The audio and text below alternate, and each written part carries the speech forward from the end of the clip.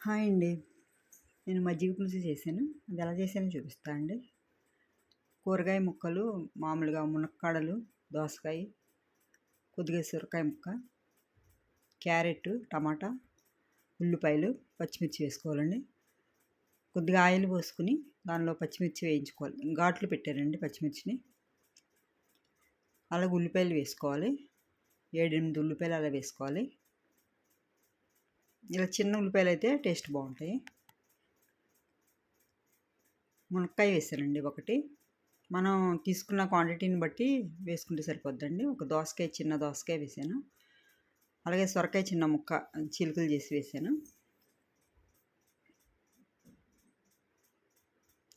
Carrot వేసానండి ఒకటి.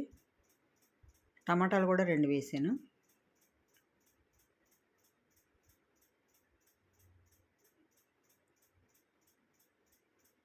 వంకాయ వేసుకుంటే బాగుంటుందండి.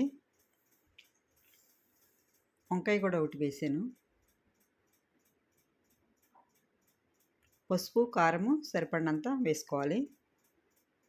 పసుపు, కారం, ఉప్పు వేసుకోవాలండి. వేసుకుని వీటంతటికి ముక్కలన్నింటికి పట్టించి కొద్దిగా తోటకూర ఆకులు వేసుకుంటే బాగుంటుందండి టేస్ట్. ఒక గుప్పుడన్ని తోటకూర ఆకులు వేసాను.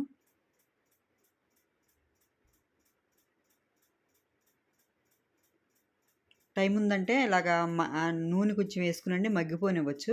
మగ్గిపోతాయి కూరగాయ ముక్కలు. కాకపోతే నేను ఒక విజిల్ వేయించానండి, తొందరగా అవుతుందని. ఎక్కువ విజిల్స్ వేయించకూడదు. ఒక విజిల్ అయితే మునక్కాళ్ళు ఇడిపోతాయండి ఎక్కువ వేస్తే. అందుకని ఒక విజిలే వేయించుకోవాలి. ఈ ఒక 1/2 లీటర్ అంత పెరుగు తీసుకునండి ఇలాగ బెటర్ మిల్క్ కింద, మజ్జిగ కింద చేసుకోవాలి. చేసుకుని ఒక 2 స్పూన్లు శనగపిండి వేసా. వాటర్లో వేసుకుని ఇలా మనం గెంజి కాసుకుంటాం చూడండి, ఆ టైపు ఉండలు లేకుండా గిలకొట్టేసుకోవాలి. శనగపిండిని గిలకొట్టి ఇంత చిక్కగా అవసరం లేదండి, కొద్దిగా వాటర్ పోసుకోవాలి. మళ్ళీ మనం శనగపిండి వేసేటికి ఇంకా చిక్కగా అయిపోతుంది. బియ్యపిండి అయినా వేసుకోవచ్చండి. నాకైతే కొంచెం చిన్నప్పుడు బియ్యం నానబెట్టి అవి వేసేవారు. నానబెట్టి దాన్ని ఇలా శనగల్లో నూరినట్టు చేసి మెత్తగా అది వేసేవారు. కాకపోతే వేసిన వెంటనే తిప్పుతూనే ఉండాలి. వేరే గిన్నె పెట్టుకునండి ఈ మజ్జిగని వేడి చేసుకోవాలి కొంచెం పొంగు వచ్చే వరకు. ఎందుకంటే చల్లటి మజ్జిగని అందులో వేసేస్తా అండి కూరగాయ ముక్కల్లో, వేడి ముక్కల్లో ఇరిగిపోతుంది అన్నమాట మజ్జిగ. అందుకని మనం వేరే కాసుకోవాలి. అది వేడి ఇది వేడి అయితే ఇరగదు. డైరెక్ట్ పోసేయకూడదండి మజ్జిగని. నేను ఇలాగా వేడి చేస్తున్నాను ఒక పొంగు వచ్చే వరకు. తిప్పుతూనే ఉండాలి కొంచెం మజ్జిగ ఇరిగిపోకుండా. బియ్యపిండి అయితే తొందరగా ఇరిగిపోద్దండి, శనగపిండికి ఏమైనా తిరగదు. అయినా మనం చూసుకుని ఇలా తిప్పుతూ ఉండాలి.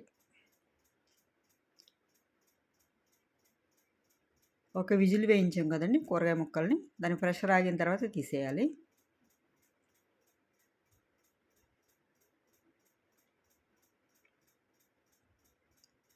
వీటిలో ఈ మరిగిన మజ్జిగని వేసేసుకోవాలండి. ఆ క్లిప్పు పొయ్యిటు మిస్ అయ్యింది. ఆ ముక్కలు చూడండి ఊరికే కదిపేయకూడదు. ఒక్క విజిల్ అయితే మంచిగా ఉడుకుతాయి. ఈ మజ్జిగ పోసేయాలండి అందులో. పోసింది క్లిప్పు మిస్ అయిపోయింది. పోసేసి మనం కలుపుతూ ఉండాలి.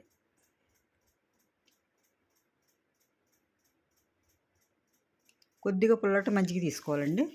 అంటే ఈరోజు పెరుగు అలా ఉంచేసి రేపు అలా చేసుకోవాలి. కొద్దిగా పులుపు వస్తుంది. కొద్దిగా పులుపు ఉంటేనే బాగుంటుందండి ఇది. మన ఫ్రెష్ తియ్యటి పెరుగుతో చేసుకుంటే బాగోదంతా. కరివేపాకు వేసుకున్నాను. అలా కొత్తిమీర కూడా వేసుకోవచ్చు.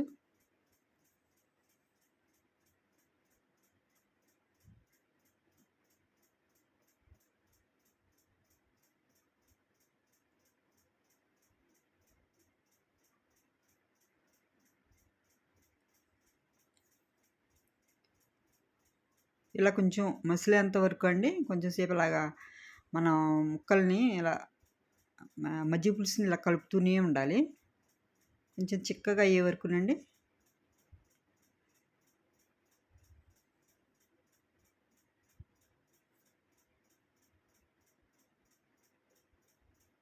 మధ్య మధ్యలో కలుపుతూనే ఉండాలండి. చాలా టేస్ట్ బాగుంటుందండి. ఒకసారి మీరు కూడా పెట్టుకు చూడండి.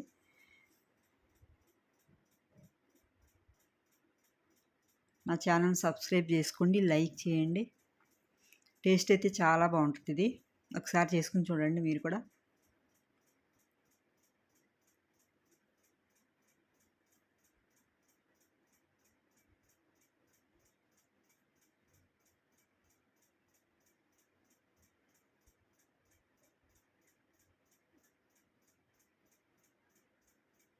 ఇంకా మనం దించిన తర్వాత కూడా చిక్కబడిపోతుంది. నేనైతే తాలింపు పెట్టలేదండి. తాలింపు పెట్టుకోరు అసలు ఇది. మీకు కావాలంటే తాలింపు పెట్టుకోవచ్చు. తాలింపు లేకపోయినా బాగుంటుందండి, పుల్ల పుల్లగా.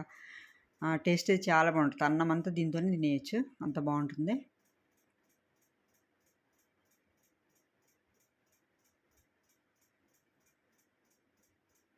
ఆయిల్ కూడా ఎక్కువ పట్టదండి.